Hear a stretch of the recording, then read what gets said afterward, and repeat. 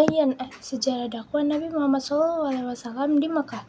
Sejarah kelahiran Nabi Muhammad SAW lahir pada bulan April tanggal 12 Rabiul Awal tahun 571 Masehi atau disebut Tahun Gajah.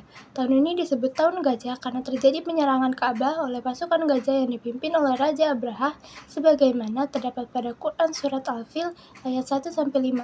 Beliau lahir dalam keadaan yatim sebab ayahnya Abdullah wafat sebelum kelahirannya dan ibunya Aminah wafat saat beliau berusia 6 tahun.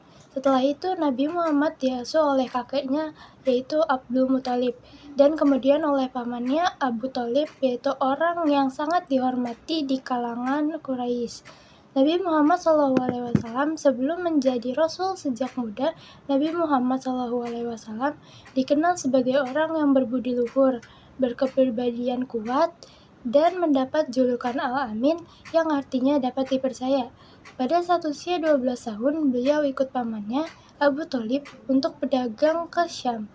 Dalam perjalanan menuju Syam, mereka bertemu seorang rahib yang bernama Bahira. Bahira dapat melihat tanda-tanda kerasulan pada Nabi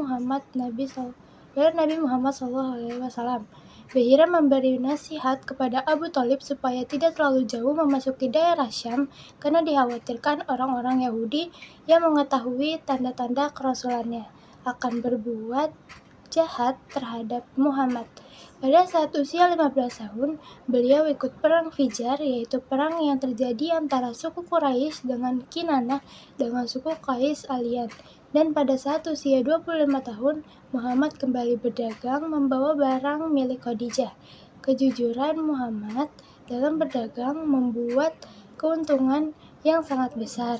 Oleh karena sifat jujur Muhammad tersebut, Khadijah kemudian tertarik dengan Muhammad dan mereka menikah ketika Muhammad berusia 25 tahun dan Khadijah 40 tahun.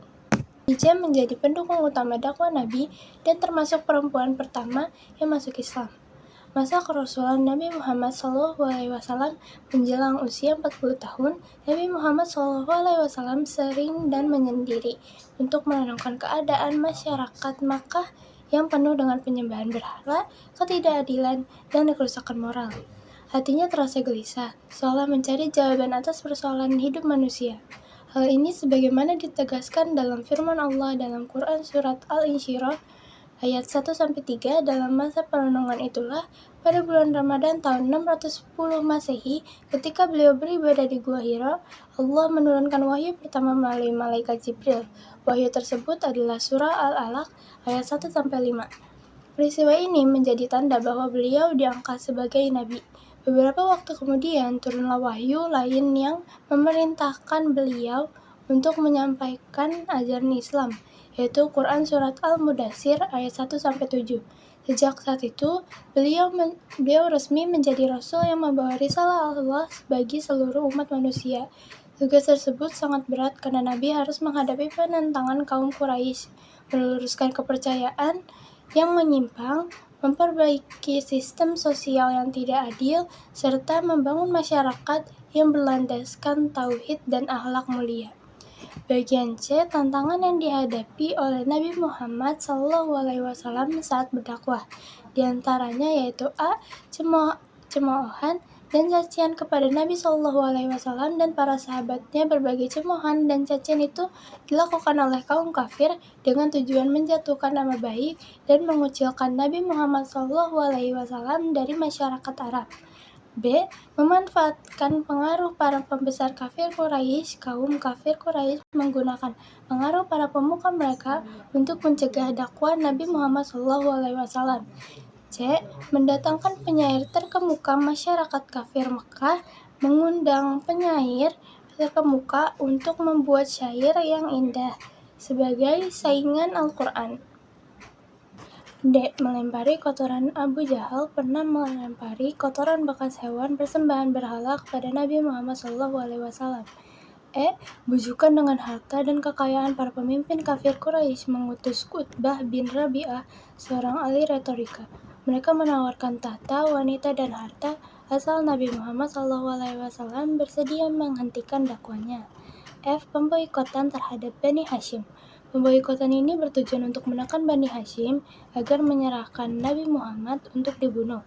Pemboikotan ini berlangsung selama 3 tahun dan menimbulkan penderitaan bagi Bani Hashim yang terpaksa memakan daun-daunan karena kesulitan mendapatkan makanan. Tahun Dukacita al-Huzn. 6 bulan kemudian setelah berakhirnya pemboikotan, Nabi Muhammad SAW mengalami duka cita yang sangat menekankan perasaan, yaitu wafatnya Abu Thalib pada tahun ke-10 setelah kenabian dan wafatnya Khadijah. Bayat Aqobah 1 pada tahun ke-12 kenabian. Sebanyak 12 orang laki-laki dari Madinah, yaitu 10 dari suku Khazraj, 2 dari suku Aus, serta seorang wanita bernama Afra binti Abid membayat Nabi Muhammad SAW di Aqobah. Perjanjian ini dikenal dengan nama Bayat Aqobah 1 atau Bayat Wanita. Isi bayat tersebut antara lain 1. Tidak menyekutukan Allah, 2. Tidak mencuri, 3. Tidak berzina, 4. Tidak membunuh anak-anak, 5. Tidak saling memfitnah, 6. Tidak mendurhakai Nabi Muhammad SAW. Sepulangnya ke Madinah, Nabi mengutus Mus'hab bin Umair untuk berdakwah dan mengajarkan Islam di sana. Bayat Aqobah 2 pada tahun ke-13 kenabian, sebanyak 73 orang dari Madinah datang menemui Nabi SAW di Aqobah. Mereka meminta beliau hijrah ke Yatsrib, Madinah dan bersedia menerima beliau sebagai Nabi sekaligus memimpin. Dalam pertemuan itu, Abbas, paman Nabi yang saat itu belum masuk ke Islam, mengingatkan mereka agar benar-benar siap membela Nabi. Utusan Madinah kemudian menegaskan kesetiaan mereka. Lalu Nabi Muhammad SAW bersabda bahwa mereka harus menjaga beliau bagaimana mereka menjaga keluarganya sendiri. Akhirnya mereka berjanji untuk membela Rasulullah SAW dengan harta dan jiwa, taat dalam segala keadaan, baik sulit maupun mudah, siap berkorban meski menghadapi peperangan dan penderitaan. Bayat Aqobah 2 inilah yang menjadi jalan bagi hijrahnya Nabi Muhammad SAW ke Madinah, sekaligus awal terbentuknya masyarakat Islam yang kuat. Wassalamualaikum warahmatullahi wabarakatuh.